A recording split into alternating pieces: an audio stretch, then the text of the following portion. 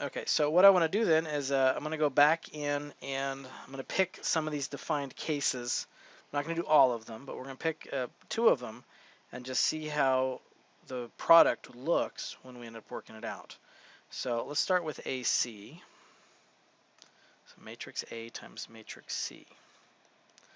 Okay, and I'm going to copy these numbers down. So matrix A is 0, 4, and 6, 1, 6, and 8. And matrix C is -2, 9, 4, 3, 1, and 5. Okay. All right. Now, we said that this is going to result in a 2 by 2 matrix. So in other words, there's going to be 4 numbers when we are said and done. And so let's look at how those are created. So if I set up sort of in symbol form what that looks like, that's going to be row 1, column 1. This is row 1, column 2. This is row 2, column 1, and row 2, column 2. Okay, so when I look at how I'm defining these numbers, that's what I'm going to go to as that sort of title. So row 1, column 1. Okay. How many numbers are in row 1? Let's see, row 1 I've got 0, 4, and 6. So I've got 3 pairs of these numbers that I'm going to fill in here in a second. And if I'm just going to go ahead and set all 4 of these up. And then we'll come back and fill in the numbers, and hopefully we can see what's happening here. So row 1, column 2. So row 1 again has 3 numbers, column 2 has 3 numbers, so there's going to be 3 sets of these little products. Row 2, column 1. Again, set up these 3 sets of products. And row 2, column 2. Again, 3 sets of products. Okay. So I'm going to get those numbers here in a second, and then we'll come back in. Okay, so row 1. Row 1 are 0, 4, and 6. So I'm going to find this first position in each formula here, and I see row 1 shows up twice. So 0, 4, and 6 goes there. Then I'm going to do row 2.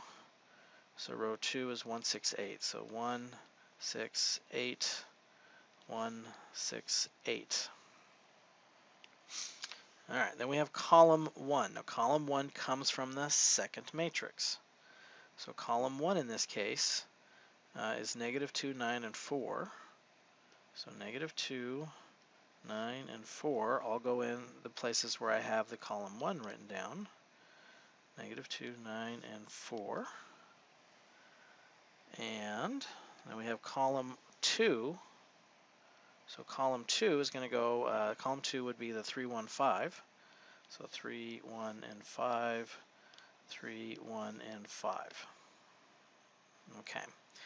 So at this point, I just want to carry out the operations, and I definitely think this is a great time. I mean, you can try to do it in your head, but great time to pull the calculator out and just double check you got that right. So if you want to take a second and do that, I show that you get 60 for the first one. And then the second one, let's see, 0 times 3, 4 times 1, 6 times 5, so 34. And then the next one, we end up getting 84. And then the next one, we end up getting 49. Okay, so our product, again, is a 2 by 2 matrix, so just going to make sure I put my numbers in the right spot. So the result here is 60, 34, 84, and 49. Okay, so that's our answer for that particular product.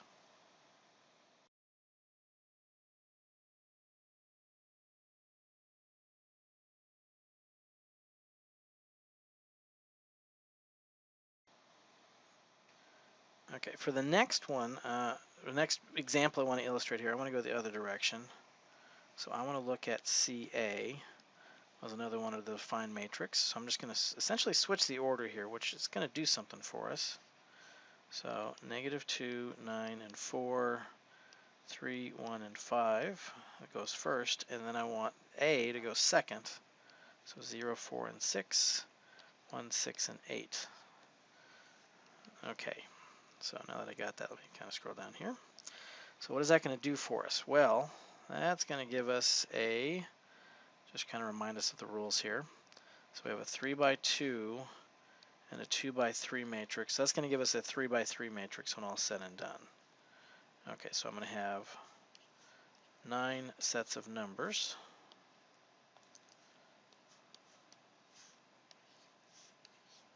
Okay, and so the positions are going to look like row 1, column 1, row 1, column 2, row 1, column 3, and then row 2, column 1, row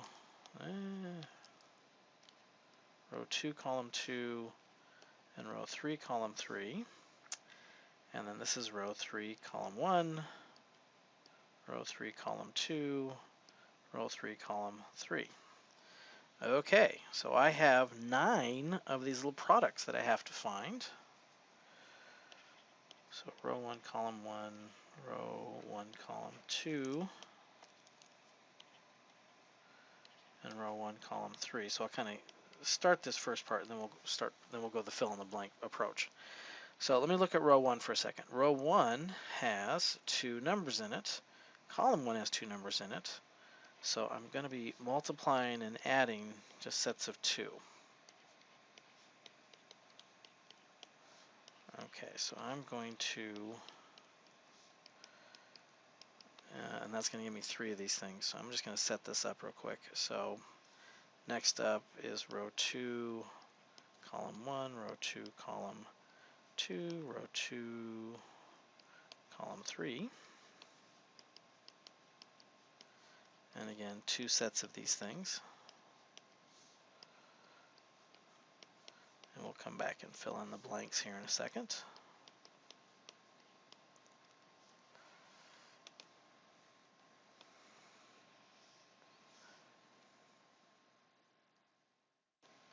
Alright, then we have the third one. Row 3, column 1, row 3, column 2, row 3, column 3. And then we'll set up those. And like I said, we'll come back and fill in the blanks.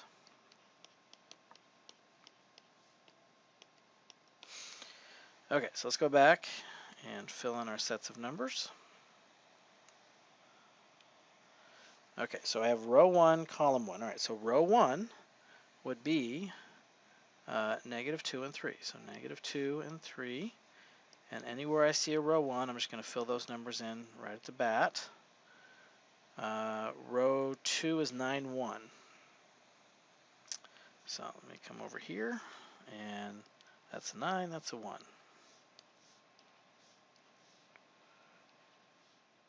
And then row 3 happened to have been 4 and 5. So put a 4 there and a 5 there, and a 4 there and a 5 there. All right, then we'll go back and get our column numbers. So our column 1 numbers are 0, 1. So anywhere I see column 1, I'm going to write 0, 1.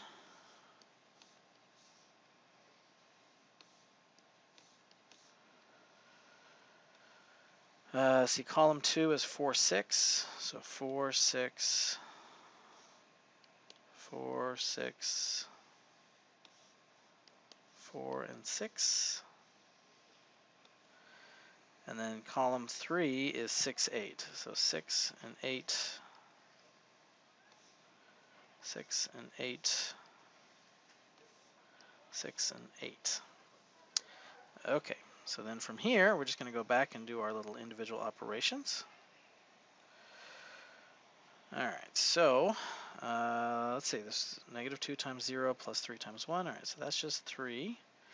And again, if you want to have a calculator handy, there's no shame in that. Let's see, this next one we got, what, 18 minus it, so we got 10. Then we have negative 12 plus 3 times 8, so that gives us positive 12. And then we'll move over to the next set. Let's see, well, that one's 1. And that one would be 42. And that would be 62. All right, and the third one, we get 5.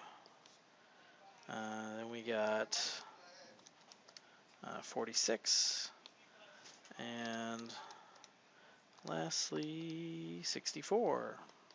Okay, so now I just want to go back and organize this, put them in the proper locations.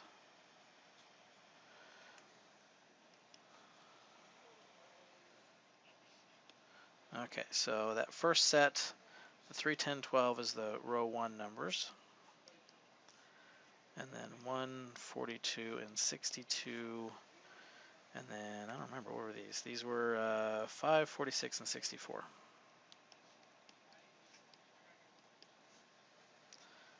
64, that's right, okay. So that's our answer, is that set of numbers, that 3 by 3 set of numbers there. So in this example, we're multiplying A times B. What I want you to do is go ahead and try to multiply on your own. This is one of those things where watching me is not that much fun, and you really don't get an understanding until you jump in there and try to set up and organize something. So go ahead and pause this, try to multiply, and I'm going to work this out, but there's something interesting about this one. So hopefully you can beat me to the answer and see what's interesting about that. All right, so here we go. It is a 2 by 2 matrix times a 2 by 2, which means my answer is going to look like a 2 by 2. So let me set that up. We got 4 numbers. Row 1, column 1, row 1, column 2, row 2, column 1, and row 2, column 2. Okay, so we got 4 different multiplies that we're going to set up. So let me set those up. And then we'll set up all the little blanks that we need. Okay, so how many blanks do I need to set up here? Looking at row 1, row 1 only has 2 numbers in it, column 1 only has 2 numbers. So I'm going to set up 2 of these little products.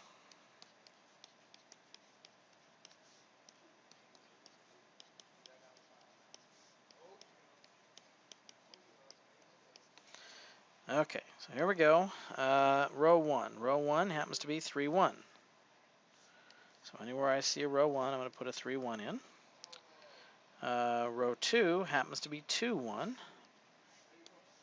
So anywhere there's a row 2, I'll put that in. Column 1 is 1, negative 2. So I'll put those in where it says column 1. And then column 2 has negative 1, 3. So negative 1 and 3 anywhere it says column 2.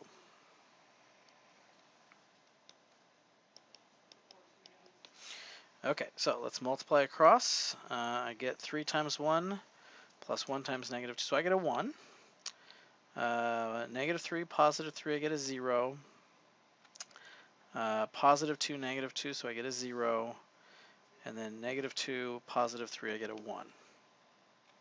Okay, so organize our matrix here. We get 1, 0, 0, 1. So we get something that looks like that.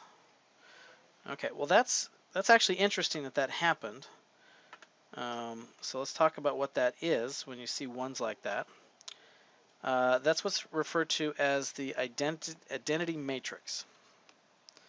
So identity matrix is any square matrix that has diagonals of 1 and zeros everywhere else. Okay, so some common examples of an identity matrix.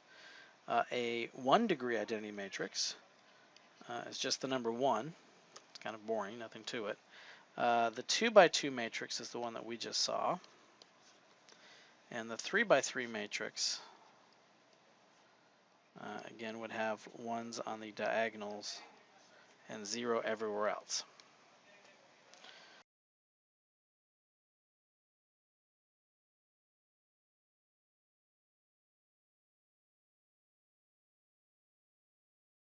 Okay, now what do we do with this? Well, we have to have a quick chat about different ways to write division.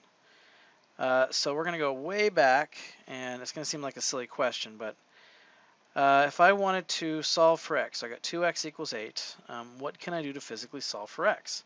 Now most students would say, well, divide by 2. So they would just come in here and they'd say, well, I'm going to divide both sides by 2, and I get 8 divided by 2, which is 4. Okay, now that's actually the right answer, obviously. But my question back at you is there another way that I could solve this question, still get 4, so still get the right answer, but is there another way that I could write the notation, but instead of drawing that line and divide by 2, is there just another way to do that? So you got to think for a second. Is there something else that means divide by 2? And hopefully you got the answer yes, if I think about the idea of reciprocals. So if I take 2x equals 8 and I multiply both sides, let me kind of get some space here. I multiply both sides by the reciprocal of 2.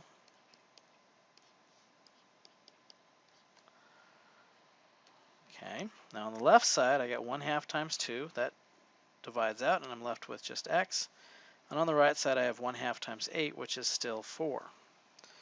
Okay, now you're probably thinking, well, that was just unnecessary. Not really, because I'm trying to get you to understand that even with something we know how to do, there's multiple ways to do it, number one, but we're not, this idea of multiplying by a fraction is not a foreign concept to us.